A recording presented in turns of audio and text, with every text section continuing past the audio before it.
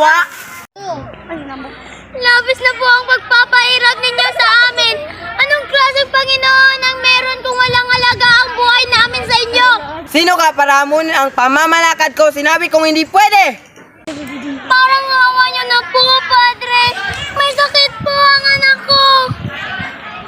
Saan papunta? Ikulong nyo ang demonyong ito! Kayo ang demonyo! Magnanakaw! Manggagahasa! Mamamatay ta! Ilagay nyo sa selda ang demonyong iyan.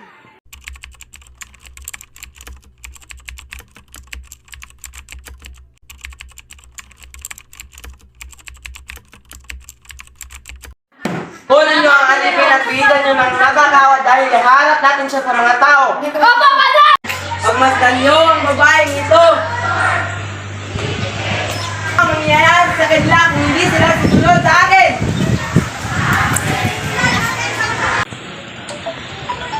Ang kinabukasan ng susunod na henerasyon ay bahagi ng ating responsibilidad. Tayo ang nauna, tayo ang may lakas, tayo ang may kakayahang lumaban, tayo ang makikipagbigay ng kalayaan na nararapat sa kanila. Malaki ang tiwala ko sa iyo, Andres, bilang ina ng katipunan.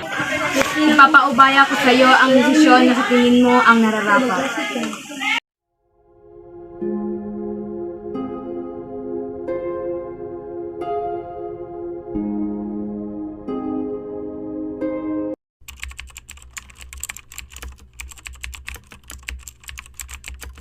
Ang kilos ng katipunan at mas mahigpit pa ang pagmasid ng mga Espanya sa atin. Kung sa ganon, kailangan na nating umalis na hindi nila tayo matunton at sa muling magpapatawag ako ng panibagong pagpupulong. Ligoya, kailangan na nating umalis. Pinaghahanap na tayo ng mga Guardia Civil. Ano? Oo, pinaghahanap na tayo ng mga Guardia Civil. Upang alistuhin, kailangan na nating umalis. Bilisan mo, Ligoya, bilisan mo!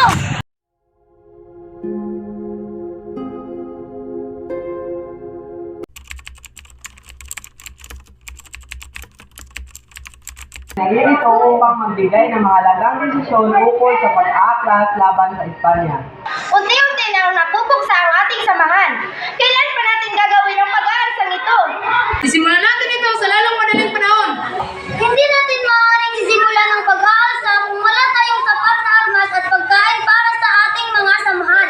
Kailangan natin magsakripisyo. Wala na tayong masyadong maagang panahon. Kung lahat tayo ay magtutulungan. Hahayaan na lang ba nating magutom ang ating mga tauhan? Kung meron ng importanteng bagay na kailangan, yun ay ang sapat na lakas. At isa pa, hindi sangayon sa atin ang mga mayayaman. Ay, personal, ang mga mayayaman ay hindi panig sa kalipunan. Giting na anak ng bayan. Alalahanin niyo ang mga kapatid na binaril sa bagong bayan. Kung tayo ay babalik sa ating bagong tahanan, tayo ay papatiin mga Espanyol. Nakatutok na ang kanilang mga baril sa atin. Alam na nila ang ating samahan. Kailangan natin simulan ang ating pag-asa. Kailangan kong marinig inyong mga pasya. Imansikan! Ang handa sa pag-alsa, ilabas ang inyong mga selula.